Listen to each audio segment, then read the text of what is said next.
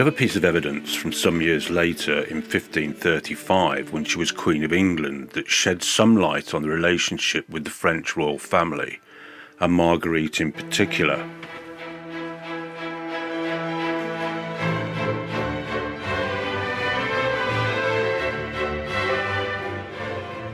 In September that year, Ambassador Jean d'Interville, he of ambassadors' painting fame, arrived in Winchester to tell Henry that King Francis of France had been tasked by the Pope to effect Henry's excommunication from the Church. Anne sent a message back to France with d'Interville. It was to Marguerite, to say her greatest wish, next to having a son, was to see you, Marguerite, again. D'Interville had brought news that the Pope had issued a brief depriving Henry of his realm and his royal dignity. Worse for Anne, the Pope had called on Francis, King of France, her patron, to enforce the excommunication. Said Pope Paul to Francis, "Be ready to execute justice on Henry when required." Remember the great armies with which Francis's forefathers had revenged her, that's Francis, injuries. The brief cited the execution of Bishop of Rochester John Fisher, which had taken place just a few weeks earlier, and the sacrilegious slaughter of so many other clerks and religious men. The Pope claimed that Henry's actions had exceeded the wickedness of his ancestors and their treatment of Thomas Becket. However, on the other side, the Seymour Cromwell strategy was going to plan. The execution of Fisher and Sir Thomas More had been orchestrated to solicit just such a response from Rome. Anne Boleyn was marooned, her position all but hopeless. She was isolated, surrounded by enemies in England, while to her horror, her friends in France were licensed by the Pope to deprive her husband of his kingdom by force. To save herself from the clutches of the incoming faction, her time was almost gone. The Cromwell-Seymour party had already chosen the next Queen of England. She had but two very distant hopes. The first, that she could deliver a son to Henry, and so bond herself indelibly to the King of England.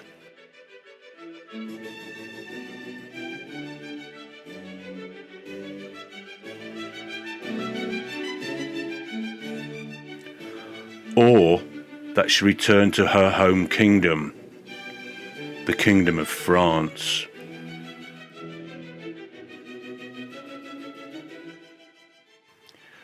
It would have been a heartfelt message to be delivered personally by d'Interville to her mentor in the Loire Valley. She had been pleading for help from France for months. 8 months earlier that year, for example, diplomat Palamedes Gontier had reported to his predecessor, who was now the Admiral of France, Philippe Chabot, and explained that in the afternoon Cromwell took him, Gontier, to the Queen, to whom he delivered the Admiral's letters and charge. She complained of his long delay, which had caused her husband many doubts. She said the Admiral must think of applying some remedy and act towards the King so that she may not be ruined and lost, for she sees herself near that and in more grief and trouble than before her marriage. She charged him to beg the Admiral to consider her affairs, of which she could not speak as fully as she wished, on account of her fears and the eyes which were looking at her, her husband's and the Lord's present. She said she could not write nor see him again, nor stay longer. She then left him, the king going to the next room where the dance was beginning, without the said lady going thither. As far as he can judge, she is not at her ease on account of the doubts and suspicions of the king, which he has mentioned before.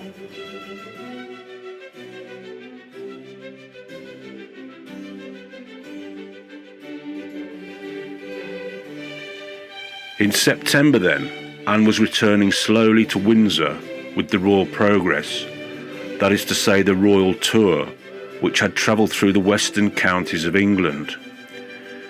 The entourage, which fluctuated in numbers as it travelled around the country of probably between 1,000 and 2,000 people, had set out from Windsor for Bristol in July 1535 and returned via Winchester and arrived back at Windsor in the late autumn. They had travelled through the lands ravaged by the anarchy, a civil war which had raged for year after year between 1135 and 1153. The war had been a fight for the English crown. The conflict between Stephen of Loire, grandson of William the Conqueror, and Matilda, Henry I's daughter, and thus the granddaughter of William the Conqueror. Matilda was a woman, and being such was at the root of the conflict. Bristol, during the Civil War, became the western capital of England, and Henry VIII's tour had been arranged as part of a character assassination of Anne Boleyn and her assumed pedigree. It succeeded, and she was executed a few months after they returned. So what has that to do with the Chateau of Loire?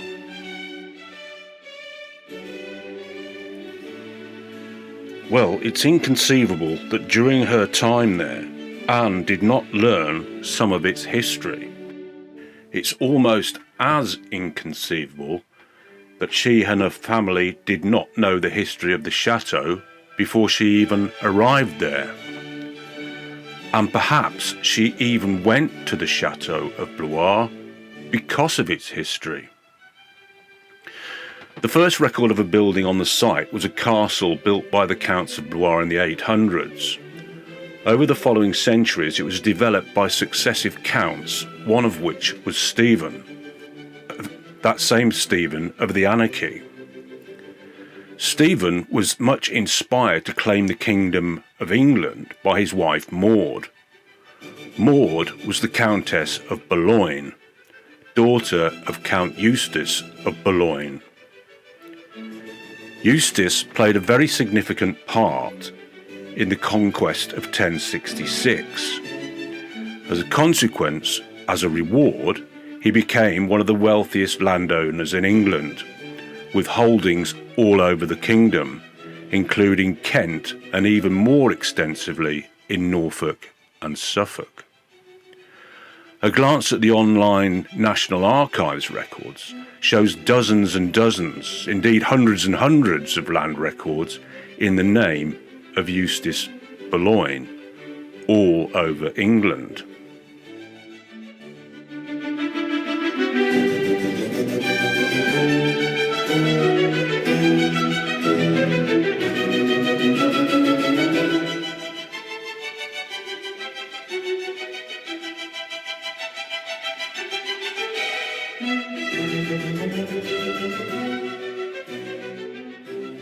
He also maintained holdings in France. So this guy was a big shot by any standard, and his daughter inherited his ambition. Now, in November 1120, William Ayling, Henry I's only legitimate son, drowned in the so-called White Ship disaster. His premature death created a succession crisis. and the descendants of William the Conqueror split into two bitterly opposing sides, and a 19-year-long civil war ensued. After the death of his son, the grieving king chose Matilda, granddaughter of William the Conqueror, in preference to his nephew, Stephen of Loire, grandson of the Conqueror, to inherit the throne. To secure his preference, he had his barons swear an allegiance to Matilda when she became queen, and at the same time swear allegiance to any heirs that she might have. But when Henry died in 1134, many of the barons ripped up the oath, claiming they had been coerced, and so sided with Stephen and his claim to the Kingdom of England. The war, the anarchy as it became known, 19 years when Christ and his saints slept, was a brutal conflict.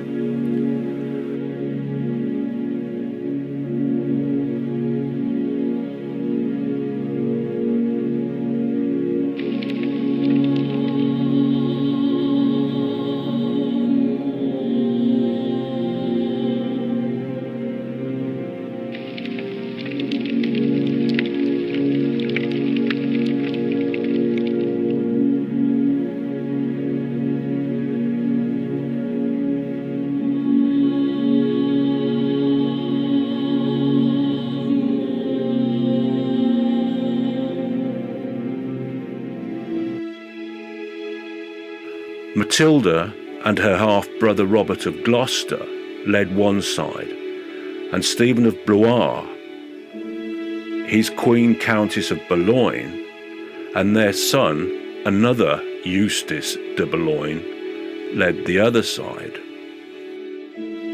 It split England in half, west-east, and for the most part commanded from Bristol and Gloucester in the west, and in the east command flowed from London and the ebbing fortunes of the cities of Winchester and Lincoln. But after 19 years of death and destruction, who could eventually unite the Kingdom of England? Would it be Matilda's son, Henry Plantagenet, or Maud and Stephen's son, Eustace de Boulogne?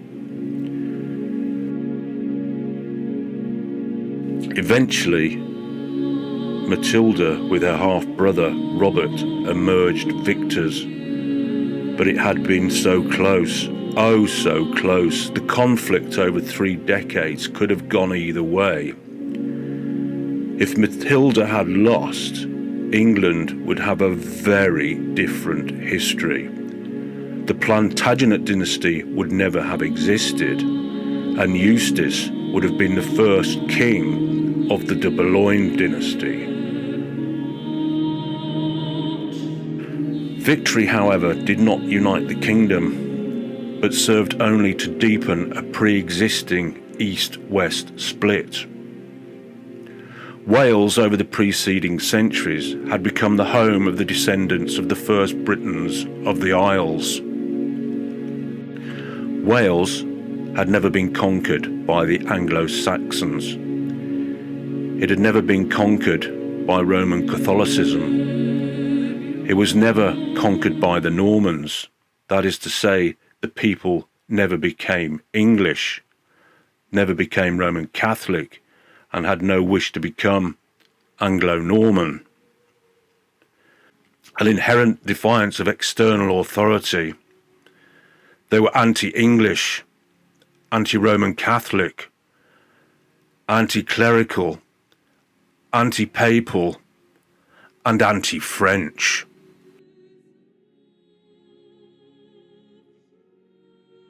Over the years, the deeply hostile attitude towards the Roman Catholic Church in particular percolated, it permeated into the western counties of England. A case in point would be 3 of Thomas Becket's 4 assassins during the reign of the incoming Henry II. It's worthy of note that William de Tracy's family held Sudeley Castle at Winchcombe, a fact that the organiser of the royal tour would have been more than aware of. Once in the western region, the area of the anarchy, Sudeley was the first place the great entourage visited.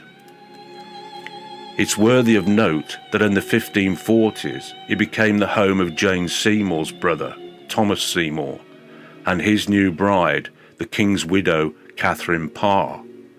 They were both staunch Protestants. Catherine died and is buried there. The polarisation prevailed at the time of the Reformation, the time when England broke from Rome in the 1500s. The route of the 1535 royal progress was a strategic political move by the Cromwell-Seymour faction to oust the Francophile High Church apologist Anne Boleyn and her faction from the governance of the king and the government of his kingdom. And it is overlaid here on this map.